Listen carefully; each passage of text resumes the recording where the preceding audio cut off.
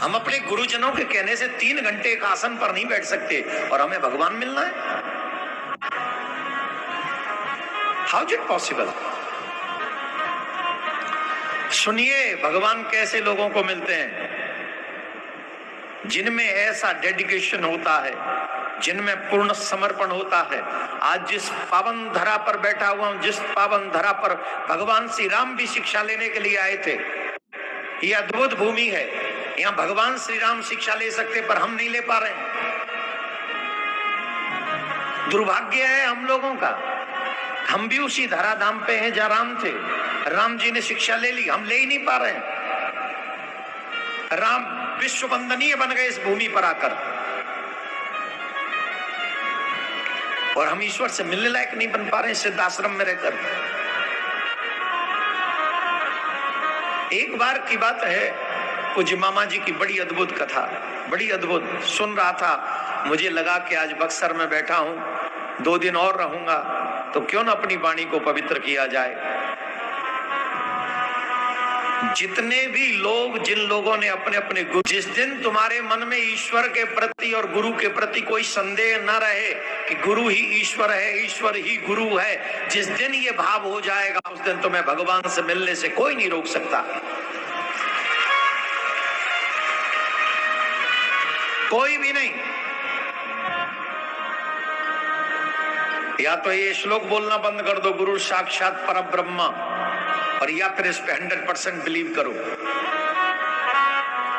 एक बार की बात है, पूज्य मामा जी के गुरुदेव भगवान पूज्य श्री खाकी बाबा सरकार, बक्सर वहीं विराजते थे पूज्य खाकी बाबा सरकार। तो पूज्य मामा श्री कहीं से आए थे बाहर से, तो बाहर से जब आए पूज्य मामा जी तो विश्राम में चले गए, और विश्राम में चले गए तो अचानक से किसी के द्वारा संदेश भिजवाया पूज्य गुरुदेव भगवान ने कि श्रीमन नारायण जी को बुलाओ। तो पूज्य मामा जी जैसे ही सुना, या तो ये होती गुरु आज्ञा, जैसे ही सुना, जैसे थे वैसे कथा को मन से सुनेंगे नहीं तो आपके मन में निष्ठा जगेगी नहीं। और ये कथा मैं इसी भूमि की कह रहा हूं, इसी भूमि की कथा है, गंगा इसकी साक्षी है, गंगा इसकी साक्षी है। पूज्य खाकी बाबा का संदेश मीन्स अपने गुरुदेव भगवान का जब संदेश सुना कि गुरुदेव भगवान बुला रहे हैं, तो जिस स्थिति में थे उसी स्थिति में दौड़े और जाकर गुरुदेव भगवान को प्रणाम किया। और जैसे ही गुरुदेव भगवान को प्रणाम किया तो गुरुदेव भगवान ने देखा कि पूज्य मामा जी के माथे पर तिलक नहीं है। क्या नहीं है? क्या नहीं है? जिस मानव के माथे पे तिलक ना हो उसका मुंह देख के पाप लगता है। For your confirmation, everyone listen to me. आप जो मम्मियां हैं, जो पापा हैं, अगर आपकी शकल आपके बच्चे बिना तिलक के देख रहे हैं तो उन बच्चों को हर दिन पाप लग रहा है। उसके गुनहगार आप हैं, बच्चे नहीं, क्योंकि बच्चों को तो पता ही नहीं है। देखकर आपके बच्चे भी वैसे बन गए कि तिलक नहीं लगाना है। बिना तिलक के मनुष्य उतना ही अपवित्र होता है जितना सबको छू लेने के बाद होता है अपवित्र। तो एक पवित्रता का उसका विधान है, सबस्त्र स्नान करो तब तुम पवित्र होगे। तो जिस व्यक्ति को बिना तिलक के देख लिया हो, शास्त्रों में प्रायश्चित है कि सूर्य भगवान का दर्शन करो फिर दूसरे दिन, तब वो पाप कटेगा। और यहाँ पर तो कथा में कितने लोग, जबकि मैं कितनी बार बोला हूँ तिलक लगाओ तिलक लगाओ। अरे वहां जब मंदिर बना हुआ वहां ही गोसाई जी बैठाल दिए हमने तो कि सबको तिलक लगा के अंदर बैठा लो। हम तो अपने पाप से बचना चाहते हैं ना, हमें बिना तिलक वालों का मुंह न देख जाए। पर हम तो शुभ दर्शन करते ही फिर सूर्य भगवान का, हमें तो पता कितने लोगों को रोक ले। कुर्ती से हृदय से प्यार ना हो वो किंतु परंतु तो करेंगे ही। उन लोगों को टोपी पहनने में कभी संकोच नहीं होता, उन्हें ऊंचा पजामा पहनने में कभी संकोच नहीं होता, तो मैं तिलक लगाने में संकोच होता है। यही तुम्हारे पतन का मार्ग है। ऊपर से कहते गर्व से कहो हम हिंदू हैं, हम हिंदू। कुछ बचा है हिंदुओं के लिए? सिर्फ दिखाने के लिए हिंदू मत बनो, हिंदू बनने के लिए भी हिंदू बनो। जिस दिन बनने के लिए हिंदू बन जाओगे उस दिन दावे से कहता हूं किसी के बाप में हिम्मत नहीं जो तुम्हारी तरफ उंगली भी उठा जाए, इतना सामर्थ्यवान है हिंदू। लेकिन जब तक मालपुआ खाने के लिए सिर्फ हिंदू का नाम यूज करेगा तब तक ये